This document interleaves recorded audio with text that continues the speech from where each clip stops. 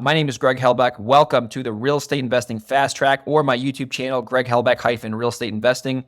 If you're new or you're experienced, I guarantee you're going to get value from this episode, especially if you're in the Northeast or the Northwest parts of America, because there's a lot of underground oil tanks. I've dealt with them many times and I understand the process. So this is important if you're wholesaling or if you're flipping or if you're buying rentals. If you're doing any sort of real estate, even if you're a real estate agent, you'll get value from this because oil tanks can really sink your ship if you don't know what you're doing. So before I get into that topic today, if you're not familiar with me, my name is Greg Helbeck. I've bought well over 200 properties. I'm a 7-figure real estate investor. I got a rental portfolio. I've done every exit strategy you can think of besides lease options.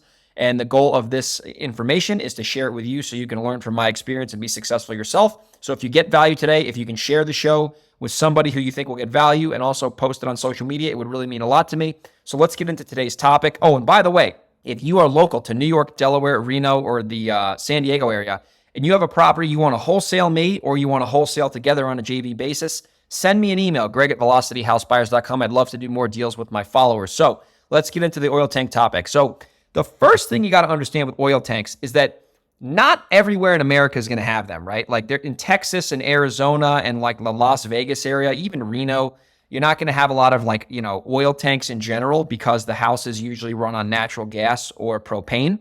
You're not going to see oil tanks, right? And I'm just talking about any oil tank could be above or below ground, right? So if you're in the Northeast, right, or you're in the Northwest, like the Pacific Northwest, you're going to see these more often because it's colder, can be more effective to heat the property with oil. So you're going to see more of these oil tanks in the Northeast and in the Northwest. So just want to be straight up about that. Now, the second thing about oil tanks is there's two things in an oil tank. You either have an above ground tank or you have a tank that's buried in the ground, right? So today I'm going to talk about buried tanks because above ground oil tanks that are already in a basement or outside the property that are above ground, non-issue.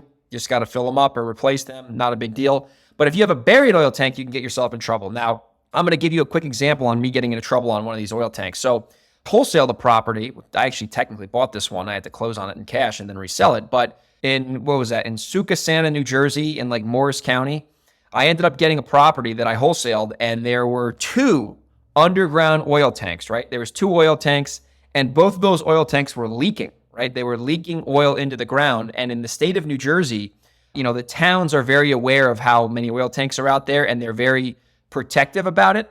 And so is the state. So if you have a buried oil tank that gets pulled and there's leakage, the towns and the oil tank companies have to report that to the state, and the state does an investigation, and you have to do a remediation and a cleanup. So you could really get yourself in a mess. So that's what happened with us. We had two buried tanks. They were leaking. They were causing a lot of damage. And we ultimately had to have the seller take a pretty big haircut because of this, because he had to pay for it, which was not part of the plan. But that's a real estate deal for you. They go up and down, and there's a lot of things that come up on real estate deals that you didn't expect because, a lot of people don't really know much about their property. That's why they're selling it at a discount. So it happened in Jersey. The deal ended up working out. We made like $37,000 on it, but the seller took a big haircut to make up for the oil tank issue, and his attorney was on board with it. So anyway, let's talk about underground oil tanks. When you have an underground oil tank, right, the first thing you want to do is you want to pull that tank from the ground, preferably before you close, because if the seller discloses to you that there is an underground oil tank, right, you can negotiate with the seller and say, listen, I'm going to pay for this oil tank to get removed, but in order for us to close, we need to pull the oil tank from the ground before we close, because if there's a litany of damage, we're going to have to talk about a renegotiation because, damage control on an oil tank spill could be anywhere from $5,000 all the way up to $50,000 plus, depending on how much leakage there is.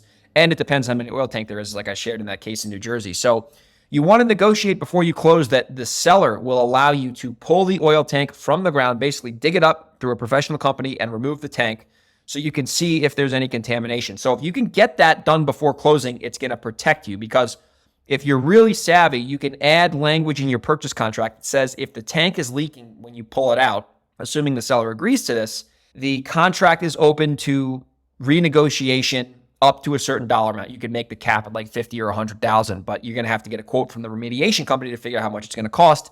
And you want to know this before you close, because if you do this after you close, you could be stuck with a whole mess, and you could be stuck with a huge bill that you weren't expecting to pay for, which could sink your project. So you want to negotiate with the seller to pull the oil tank before you close. Obviously, if you're a cash buyer with no closing costs, you're going to probably pay for that. The seller's most likely not going to pay for that. That's going to cost you $2,000 to $3,000 usually. So once you get that tank pulled, you obviously got to hire a real oil tank pulling company, somebody that specializes in this. If you're in New York and you need help with a company, you can email me, Greg@VelocityHouseBuyers, and I can point you in the right direction on a good company to use. But you want to get a professional company who knows what they're doing, who has good reviews to do this for you.